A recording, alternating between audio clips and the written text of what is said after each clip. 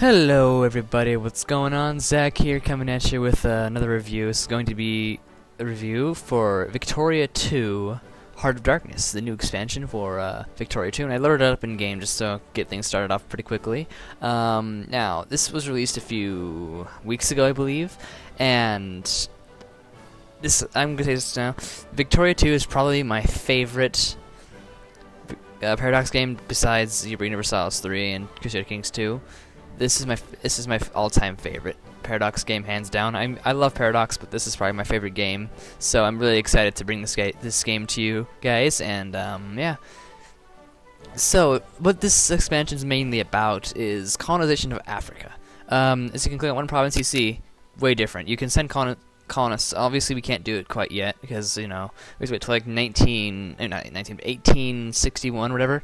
Because we started in the 1836 scenario, it's a little bit different. We are also playing on, just so you guys know, we are playing on the 3.02 beta patch, which you can get on the Paradox forum if you register your game. So, if this persuades you to buy the game, register it in the forums, then you get access to the beta patch, which is it fixes stuff, so it's helpful.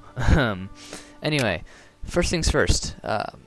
Pros about the game, the economy. From what I hear, the economy. Well, from here, and I've played the game for a couple hours. Well, more than a couple hours. The economy is a lot more stable. They've added different ways to make the economy a lot more forgiving and a lot more helpful. Now they also have the crisis system, which is actually really cool. But we can't show it to you. Well, I can't show it to you. It'd probably take a while to show it in game. So yeah, basically say, okay, let's show the crisis map mode. Say Greece says this. Okay, look at this. Flashpoint tensions. This basically means that if it gets up to 100, a crisis will begin, and that's basically it is basically Greece wants their cores back or something like that, you know. And same thing right here for I think it's Egypt. And there's different kinds of things. There's decays. There's base decay, which obviously in this case it's 0.08. But there's also a great power ranking, because Ottomans are great power, they get it a lot less. And also there's one if the great powers are at war, which is, oh no, it's not there yet. It's yeah, it's not there. But I think it will be eventually, because I don't think anybody's at war right now. Oh, the Ottomans are. But it's mostly for secondary powers. It's interesting because say you want to get Poland, you can start a crisis and get Poland there. Oh, there it is, right there. Great powers at war. The base decay is 0.017, making it go down faster. And also, Finland can get independence and everything, which is actually pretty cool. Yeah, the colonization's a lot better, I believe, in my opinion, because I've colonized. As I actually placed Germany and took over this entirety of Africa, as you know. Yeah. Anyway, a con. I don't like this dynamic Dominion system, which is kind of irritating at best because it's just kind of stupid because the AI always, well, I'm not sure if they fixed it in this patch because I just downloaded it the other day. Because usually, let's just say Britain, they want to free up colonial points. You know, these colonial points are also for what you use to colonize when it comes time to colonize. Anyway, say you're Britain, or say the AI is Britain, and they wait. It's about a year in game. They release that part of Canada, Australia, and New Zealand just to gain more points in their colonial power pool. And that means basically later on they can colonize faster and everything. So it's pretty cool. Also, there's actually a crisis that allows for there's colonial crises that usually happens, from what I saw in the first patch, happens in Washington. And it's pretty interesting, I think. What is that? Oh, that's new. Anyway, yeah, it's all very it's interesting to say the least. Obviously, there's still a great power thing, crisis. Oh yeah, also there's different kinds of colonies. So this is like, it starts out as a colonial province. I think it's like you can make it's a base colonial province, then a colonial province, and a state province. It's three different ways, I believe. And it just makes it to where the colonial game is a little bit more difficult, I guess you could say, and it makes it a lot more fun. Also, what they changed is, where was it? Recruitment map modes. I think it was the ships, I believe. You can only build ships in, cause I don't think you can build ships down here, can you? No, because it's a colony. You can't build ships, these places because they're not. Even though it's a colony, you can usually build ships there. You cannot do that this time because you have to have it connected or nearby to your capital, so you can build it in Algeria. You don't have cores there, but it's near your capital, so you can build ships there. And I see you still have to get the. Oh, yep, see? Also, man of war. You cannot build capital ships in overseas provinces. You can only build them here. See? But in this case, you need more stuff. So, yeah.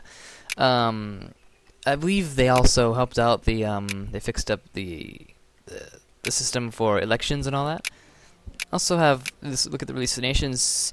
I could release Confederation of Senegal, the Kingdom of Guinea. But, yeah. It's a lot more under the hood stuff that's kind of hard to say, but also before this beta patch, multiplayer was really bad with desyncs. It was like whenever you had split up a unit and they were undermanned, and you put them on a ship and you held them back, they can't move. Like you can't do anything with them. So thankfully they fixed it in this beta patch, which is really helpful. There's a lot of desyncs on multiplayer, so I think it's probably a better idea to wait, because it's a really great expansion, but it's still fairly buggy. It still has its ups and downs. And one thing I've noticed is that these are two different things right here. I don't know why it's different. I think it's a bug or it's supposed to be in the game. But yeah, also another thing, there's 3 different sliders for National Stockpile. There is naval supplies, so basically losing money, you just put one down and see, you gain a lot more money. Or you can just put construction stuff down, or you can put your army supply down. And the thing is that only reduces, what was it? Only reduces like organization, I believe it was? Yeah, it only reduces organization, so your units still stay there, but they're just a lot less organized until you put full money back into them, which is actually really, really cool, and I enjoy that feature. This is probably one of the features I really wish they'd put in, and they actually did, so it makes everything a lot easier.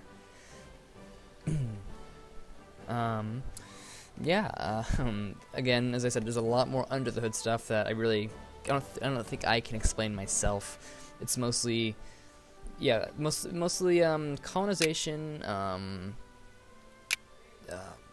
just a lot of fixes. Also, the newspaper system, I think I'll run a few days to actually get the first newspaper, if you guys want me to. Yeah, we will go get the first newspaper, and I will show you what that guy looks like. Oh, Austria wants an alliance? Okay. No, so this won't be a let's play, unless you guys actually want me to do one on the side. Oh my. That doesn't look very fun. Let's just wait for the first newspaper, and I'll show you what that's going to be like. I'm not really sure how the system of the newspaper works, but it's actually still a really cool little thing to have in there, which I'm actually pretty happy to have. If it pops up anytime soon. I think it pops up after a month or so. Well, we're talking, and the AI, is a lot, it just feels a lot better, which is really cool, because they're actually a little bit smarter in their naval movements and their army movements, and in general, it's just really, really cool. And I've had a lot of fun with this expansion so far, and I hope you guys will consider picking this up, because I've been waiting for this expansion for, I think it's been 3 years, about a year or two, maybe 3, since House Divided was released, and all the mods are actually up there. There's actually a lot more mods now, which is really cool. Also, another pro is the modding community once again comes to save the day with Paradox games, because Paradox makes their games be modded, and it's just the beautiful work that the modders do for these kinds of games, and I have to thank Paradox for taking the time to make this kind of game and yet making it so accessible to everybody else. And I really hope you guys will think about picking this game up, because I believe it is worth every penny to get it, especially if you're into strategy games. And my score, I believe, for any type of review, it would be, since I love this game so much, although it's got its obviously AI Dominion bugs, and I think it's actually gone now, because it first couple months that Australia and other places would be independent. Well, let's look at oh no, Portugal's still there. Oh, that's good. I mean, because sometimes Portugal releases India right there, which I find pretty hilarious, and it ends up being a satellite, which is just even better. Even better in a hilariously stupid, weird way. Anyway, yeah. So, also, I'm forgetting battle plans. They added battle plans from their finest hour, but the thing is, there's no historical ones yet, which I think kind of sucks. So you could actually make your own plans, like, I don't know, let's just kind of, let's see, just kind of do, wait, let's see, what could I do? Let's do battle icon, Berlin. It's just kind of going to show you a, kind of a quick and dirty thing on how to do it. Just kind of go there, and there, and there, and there. And let's do that there. Yes, this is gonna take me a second to get, because I love using this, but yet I don't use it much. 4 guys right there, and this would be the first line of attack right here if I were to attack Prussia. And this is just really cool because you can actually make plans you want to use, and I just enjoy it a lot.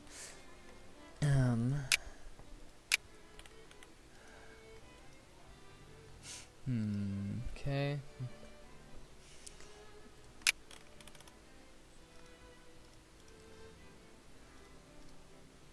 Yeah, I'm just kind of going around this and making random things just so you guys can kind of see what it looks like. But yeah, multiplayer is still fun if you guys can handle the occasional desyncing and all that. But you know, in the end, it's worth it, and I enjoy the game a lot. So yeah, let's just see if we can get a newspaper here, and I will show you that kind of system. I'm feeling it's not going to show up though. I'm not sure how or why. It's just not showing up right now. I'll have to figure that out. Yeah, my score for a review for this game would probably have to be a I think it'd be an 8.5, because yeah, I know I always get Paradox games high scores and all that stuff, but this one is just my personal favorite Paradox game out there to date. But you know, obviously still looking forward to EU4 and East versus West and all of that good stuff. But who knows, we'll probably see those later on. Well, we will see them later on and all that. But hey, you know, we will we'll see what those games bring in. And yeah, guys, I hope you enjoyed, and I really hope you think about picking this game up, because I believe, in my opinion, it is worth it. It's worth every penny. So yeah, guys, I will talk to you all later. Peace out, guys.